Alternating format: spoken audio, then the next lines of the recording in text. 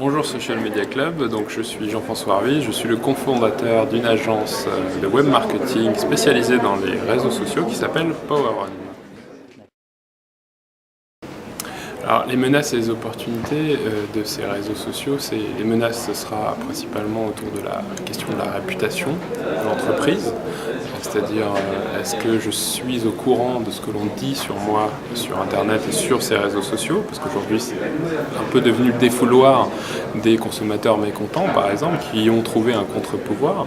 Donc en termes de menaces principales, je pense que c'est une question de réputation, d'image, de savoir effectivement ce qu'on dit sur soi.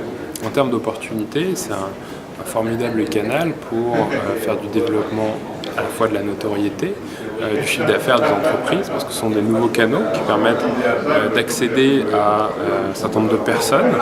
Aujourd'hui, un Facebook, par exemple, fait 21 millions d'inscrits en France, donc c'est un potentiel de reach, de pénétration qui est très important en France, et donc qui permet à des annonceurs, des gens qui ont envie de développer des services, de vendre des activités, d'y trouver un écho très, très important.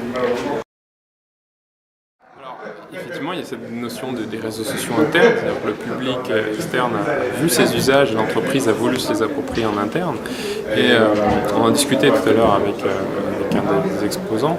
Il semblerait qu'avec l'expérience, les formules qui marchent pour faire prendre un réseau social à l'interne, c'est avant tout d'identifier un projet, un besoin, un pilote, où il y a un certain nombre de personnes qui ont besoin de communiquer entre elles autour d'un projet, dans un lieu commun qui va archiver et permettre la communication temps réel, etc. Et à partir de là, construire sur le succès, arriver à valider ce pilote, l'intérêt, la productivité, l'objectif atteint de ce projet-là, et à partir de ce moment-là, aller chercher un soutien de la direction. Le pilote a déjà été validé par la direction, mais d'impliquer à ce moment-là la direction pour qu'elle s'appuie sur cette première expérience et qu'elle la multiplie et qu'elle l'étende à d'autres parties dans l'entreprise qui pourraient être intéressantes. Donc la bonne pratique, ce serait de construire sur le succès d'une initiative en comité restreint, avec des gens qui ont vraiment envie de collaborer, parce qu'il ne faut pas non plus se leurrer. Tout le monde dans l'entreprise n'a pas vocation à collaborer tout le temps, à être présent, etc. Il faut savoir trouver les gens sur qui on va pouvoir s'appuyer, qui vont pouvoir mener eux-mêmes le projet en interne. Je pense qu'en fait, la tendance, c'est qu'on est tous devenus un petit peu des flux d'informations, c'est ce que je disais, c'est-à-dire qu'on produit de l'information, que ce soit sur Facebook, Twitter, etc. On est tous, malgré nous, un petit peu devenus des médias. Et ces médias-là, il faut savoir travailler avec, à la fois en externe pour exploiter la visibilité de l'entreprise et en interne.